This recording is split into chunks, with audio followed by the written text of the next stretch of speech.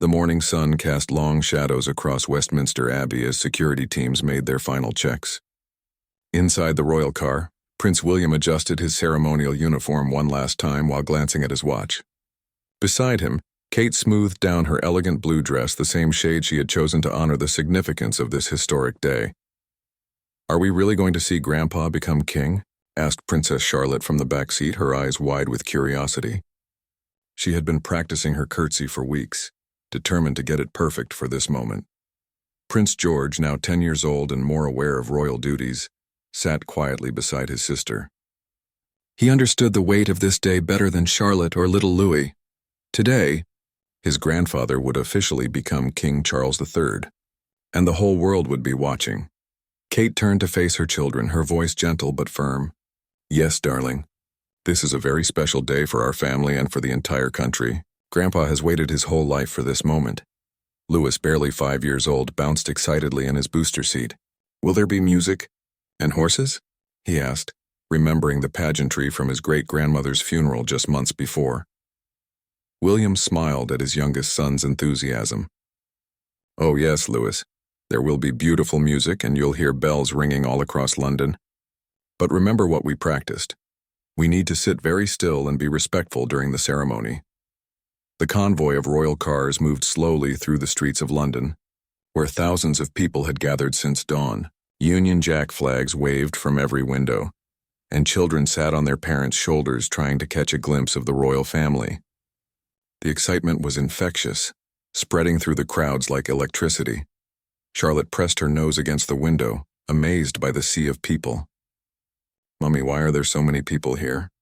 Kate explained patiently. "They've come from all over the world to witness this historic moment, sweetheart. A coronation doesn't happen very often. The last one was when Great-Granny became queen, and that was 70 years ago." As they approached Westminster Abbey, the ancient building stood majestically against the clear spring sky. The Gothic towers seemed to reach toward heaven, as if acknowledging the sacred nature of what was about to unfold within its walls. Centuries of British history had played out here, royal weddings, funerals, and coronations that shaped the nation. William felt the familiar weight of responsibility settling on his shoulders. As the heir to the throne, he knew that one day he would take this same journey to his own coronation.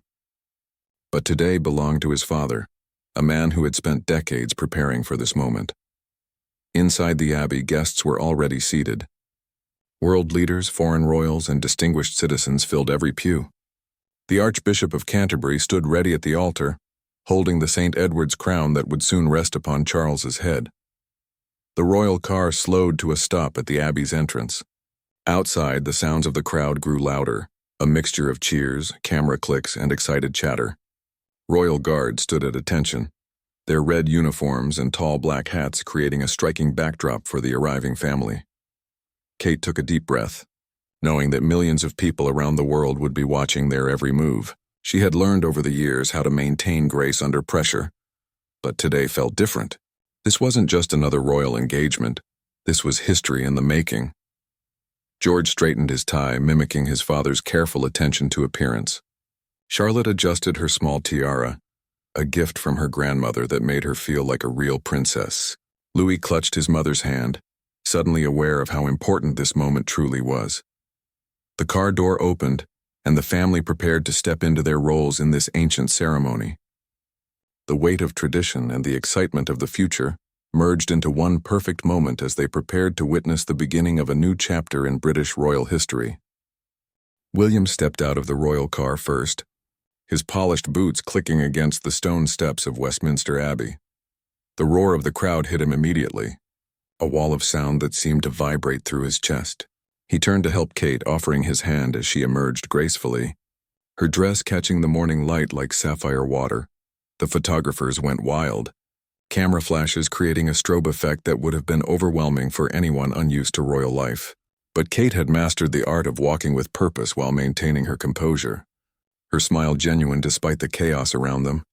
Charlotte appeared next, her small hand finding her mother's immediately.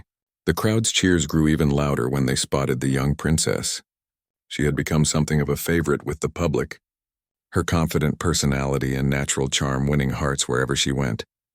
"Wave to the people, Charlotte," Kate whispered softly, and the little girl raised her free hand in a perfect royal wave, just as she had been taught. The crowd responded with delighted cheers and calls of, "Princess Charlotte." George emerged with the dignity of someone far older than his years. He had been watching his father carefully, learning how to carry himself during these public moments. His wave was more reserved but equally sincere. As the future king, he was already beginning to understand the balance between being approachable and maintaining royal dignity. Louis bounded out last, his excitement impossible to contain. Despite weeks of practice about proper behavior, he couldn't help but grin widely at the crowd and give an enthusiastic wave that made several people in the front row laugh with joy. William gently placed a steadying hand on his youngest son's shoulder. The family paused for a moment at the Abbey entrance, allowing the official photographers to capture this historic arrival. Behind them, the Gothic architecture of the ancient building created a backdrop that spoke of centuries of royal tradition. The same stones had witnessed the coronation of kings and queens, stretching back nearly 1,000 years. Inside the Abbey, the organ began playing a processional hymn that echoed through the vaulted ceilings. The sound seemed to come from everywhere at once, filling the sacred space with music that had been sung at royal ceremonies for generations. Guests inside rose to their feet as word spread that the royal family had arrived. Kate adjusted Charlotte's small tiara one final time and smoothed Louis's hair, which had been ruffled by the spring breeze. These small motherly gestures seemed so normal, yet they were happening on one of the most significant days in recent British history. "Remember, children," William said quietly, bending down to their level. "Great-Grandpa's spirit is watching over us today. She would be so proud to see Grandpa finally become king." George nodded solemnly, understanding the reference to Queen Elizabeth II, who had passed away just months before. Charlotte reached up to touch the small pendant around her neck, a gift from her great-grandmother that she had chosen to wear for this special day. The Abbey's bells began to ring, their ancient bronze voices carrying across London and beyond. Churches throughout the United Kingdom joined in, creating a symphony of celebration that could be heard for miles. It was a sound that connected this moment to countless others throughout British history. Royal ushers appeared at their sides, ready to escort the family to their seats. These men had served the royal household for decades, their practiced efficiency ensuring that every detail of the ceremony would unfold perfectly. They had prepared for this day for months, knowing that the eyes of the world would be watching for any mistake. As they prepared to enter the Abbey proper, Kate felt a flutter of emotion in her chest. She remembered her own wedding day in this same building, when she had walked down that very aisle to marry William. Now, years later, she was returning as the Princess of Wales, watching her father-in-law claim his rightful place as king. The crowd outside continued cheering, their voices creating a backdrop of joy and celebration that would carry throughout the day. Street vendors sold commemorative flags and programs, while children held up homemade signs welcoming the new king. Louis tugged on his father's hand, whispering loudly enough for nearby reporters to hear, "Daddy, when do we go inside? I want to see the crown." William chuckled softly, ruffling his son's hair affectionately. "Very soon, Louis. Very soon we'll see history being made." The massive oak doors of Westminster Abbey opened before them, revealing the breathtaking interior that had been transformed for this momentous occasion. Thousands of flowers adorned every pillar and archway, their fragrance mixing with the ancient scent of stone and wood polish. The morning light streamed through the stained glass windows, casting rainbow patterns across the worn flagstones. Kate gasped quietly at the beauty of it all. She had seen the Abbey many times before, but today it seemed to glow with an almost magical quality. Every detail had been planned to perfection, from the golden altar cloths to the precisely arranged seating that would accommodate 2,000 guests. Charlotte's eyes grew wide as she took in the grandeur surrounding them. The vaulted ceiling seemed to stretch impossibly high above, decorated with hanging banners representing different parts of the Commonwealth. Each banner told a story of the lands that King Charles would now serve, from the maple leaf of Canada to the Southern Cross of Australia. "It's like a fairy tale palace," Charlotte whispered to her mother, her voice filled with wonder. George walked with measured steps, his training in royal protocol evident in his posture. He had spent hours with his tutors learning about the significance of each element of the coronation ceremony, The coronation chair, carved from oak and dating back to 1296, sat ready near the altar. He knew that nearly every English monarch had been crowned in that very seat. Louis, despite his parents' instructions to remain calm, couldn't help but point at everything that caught his attention. The golden trumpets held by the ceremonial musicians, the colorful uniforms of the guards, and most impressively, the collection of ancient crowns and regalia displayed on the altar. The royal family was guided to their seats in the front section, reserved for immediate family members. Around them sat cousins, aunts, uncles, and other relatives who had traveled from around the world for this historic day. The atmosphere buzzed with quiet excitement and nervous energy. Princess Anne sat nearby, resplendent in her military uniform, her face showing the pride she felt for her brother's long-awaited moment. Prince Edward and his wife Sophie waved subtly at the children, who grinned back despite their instructions to remain formal. Behind the royal family, the abbey filled with distinguished guests. Prime ministers, presidents, and monarchs from dozens of countries had come to witness this ceremony. Their presence transformed the ancient building into a meeting place for world leaders, all gathered to honor the new king of the United Kingdom. William felt the weight of history pressing down on him as he looked around at the assembled crowd. One day, perhaps in 20 or 30 years, he would be the one walking down this aisle to be crowned. The thought both thrilled and sobered him. He reached over and squeezed Kate's hand, drawing strength from her steady presence. The choir began rehearsing their opening hymn, their voices soaring through the abbey like angels. Many of the songs chosen for today's ceremony had been sung at royal coronations for centuries, connecting this modern celebration to the deep roots of British tradition. Charlotte leaned forward in her seat, trying to catch a glimpse of her grandfather. King Charles was preparing in a private chamber behind the altar, donning the ceremonial robes that would mark his transformation from prince to king. She imagined him feeling nervous, just like she did before school plays. The Archbishop of Canterbury appeared at the altar, his golden vestments gleaming under the abbey's lights. He carried himself with a solemnity befitting someone about to perform one of the most sacred duties in British society. For him, this was not just a ceremony but a religious service that would bind the new king to his people and to God. Louis fidgeted in his seat, his 5-year-old energy barely contained by the formal atmosphere. Kate gently placed a hand on his knee, offering him a small toy to keep his hands busy. She had learned from experience that keeping children occupied during long ceremonies required careful planning. Guests continued filing into the abbey, each one adding to the sense that something truly extraordinary was about to happen. Television cameras positioned discreetly around the building would carry this moment to billions of people around the world, making everyone watching a witness to history. The organ music swelled, filling every corner of the ancient building with sound that seemed to come from heaven itself.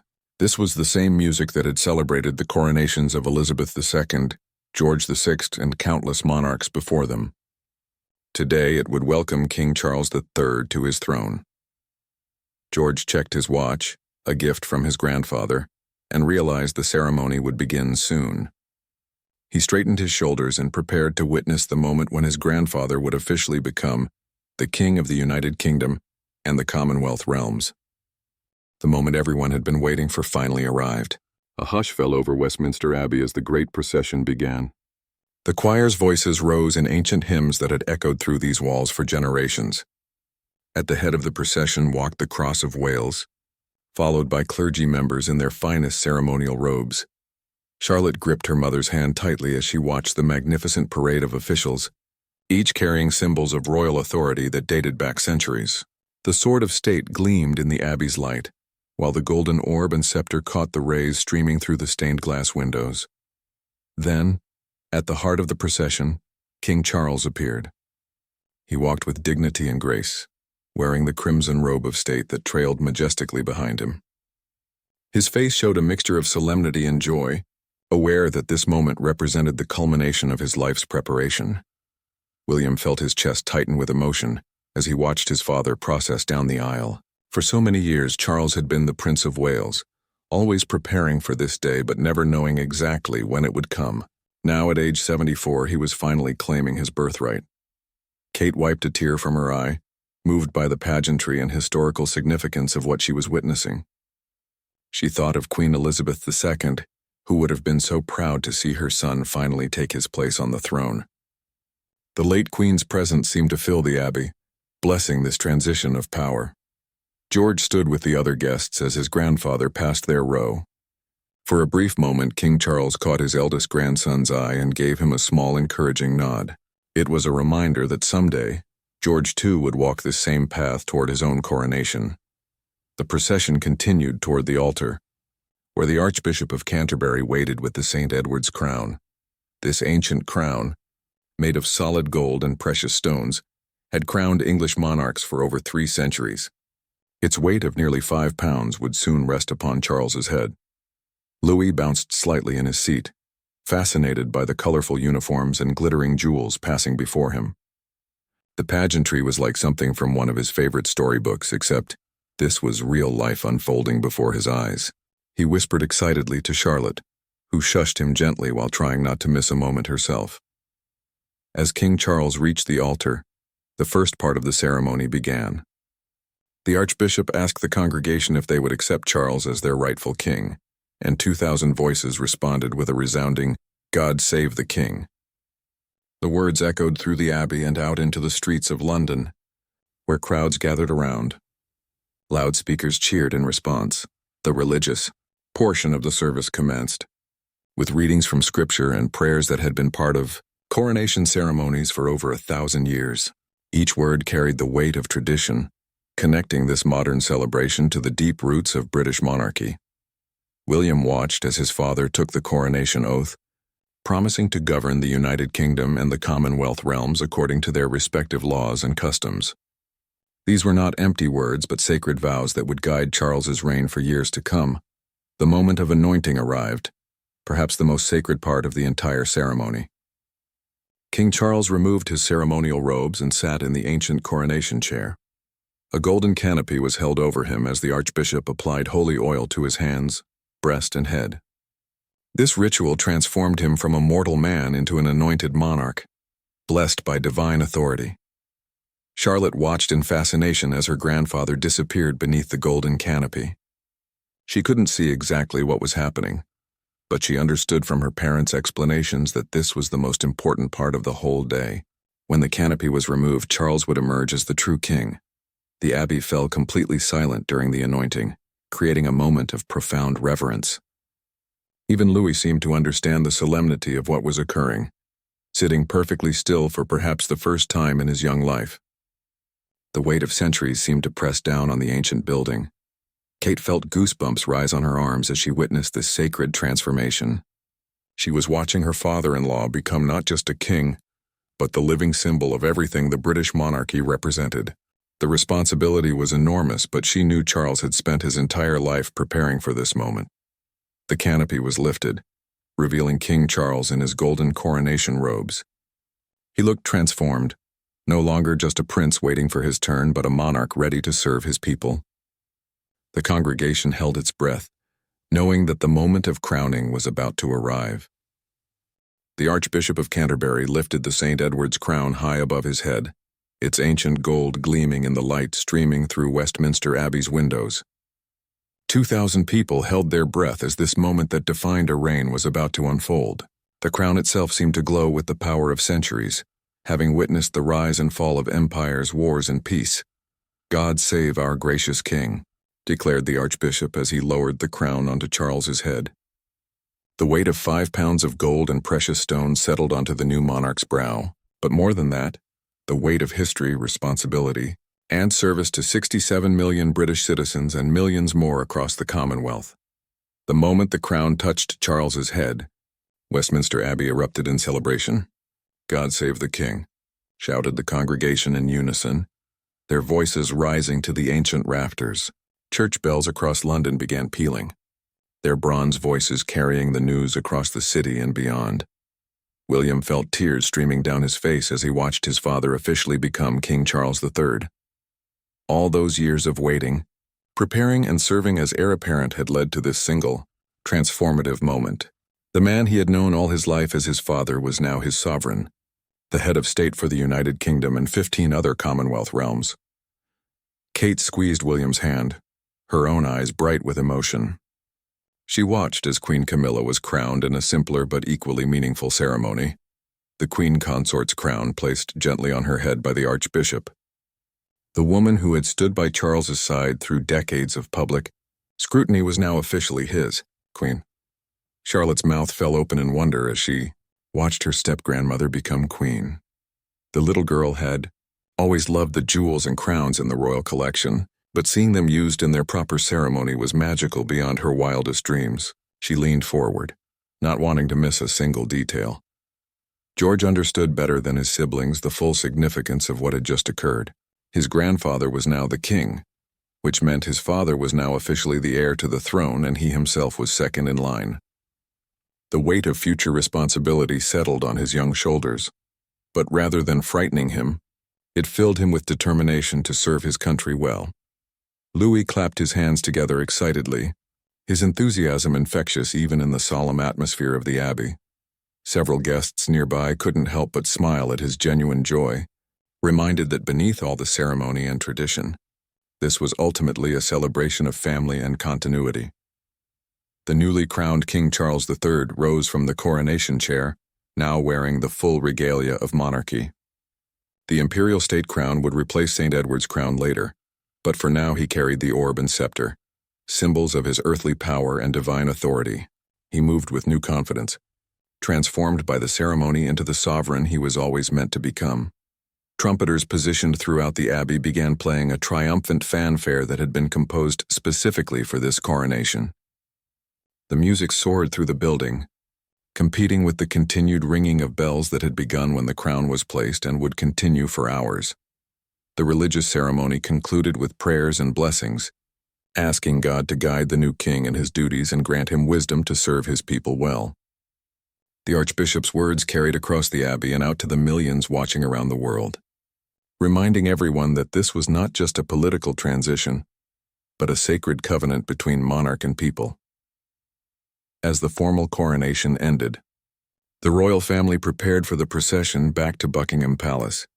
This would be King Charles III's first journey as the crowned monarch, riding in the spectacular gold state coach that had carried British sovereigns for over 2 centuries. Charlotte whispered to her mother, "Is Grandpa really the king now?" Kate smiled down at her daughter. "Yes, darling, he really is. King Charles III. The organ began playing the national anthem, but now the words had changed. No longer God Save the Queen as it had been for 70 years, but God Save the King. The entire congregation rose to sing, their voices united in support of their new sovereign. William looked around at his children, knowing they would remember this day for the rest of their lives. They had witnessed history being made, seen the peaceful transfer of power that was the hallmark of British democracy. One day, perhaps many years in the future, they might return to this same abbey for his own coronation. The ceremony that had taken place in Westminster Abbey would be remembered and studied for generations to come. Every detail, from the music to the prayers to the exact moment the crown touched the king's head, would be preserved in the historical record as the day when Charles Philip Arthur George became King Charles III. The great doors of Westminster Abbey opened once again, but this time they revealed a transformed world. King Charles III emerged not as the Prince of Wales who had entered hours earlier, but as the anointed monarch of the United Kingdom and the Commonwealth. The crowd's roar was deafening, a wall of sound that seemed to shake the very stones of the ancient building. The newly crowned king and queen walked slowly down the abbey steps, taking time to acknowledge the thousands of people who had waited all day to witness this historic moment. Camera flashes created a constellation of lights, capturing every angle of the St. Edward's crown as it caught the afternoon sunlight. William and Kate followed with their children, now walking behind the king and queen in the official order of succession. The change in protocol was subtle but significant. They were no longer just the Duke and Duchess of Cambridge supporting a prince, but the Prince and Princess of Wales walking behind their sovereign. Charlotte couldn't contain her excitement as she stepped outside and heard the massive crowd cheering for her family. She had practiced her royal wave countless times, but nothing had prepared her for the energy and enthusiasm of thousands of people celebrating together. Her small hand moved gracefully back and forth, just as her great-grandmother had taught her. George walked with newfound dignity, understanding that his role had changed along with his grandfather's elevation to the throne. As the son of the heir apparent, he was now more directly in line for future responsibilities. The weight of this realization showed in his more measured steps and serious expression. Louis, overwhelmed by the noise and excitement, pressed close to his mother while still managing to wave enthusiastically at the crowd. Several people in the front rows laughed delightedly at his mixture of shyness and enthusiasm, charmed by his authentic reaction to the overwhelming spectacle. The gold state coach waited at the bottom of the Abbey steps, its gilded surfaces gleaming like something from a fairy tale. This magnificent vehicle, built in 1762, had carried monarchs to their coronations for over 2 centuries. Today it would carry King Charles III on his first royal progress as the crowned sovereign. King Charles paused before entering the coach, taking a moment to look back at Westminster Abbey, where he had just been transformed from heir to king. The building had witnessed nearly 1,000 years of British history, and today it had added another chapter to that extraordinary story. Queen Camilla joined her husband in the golden coach, her own crown sparkling in the afternoon light.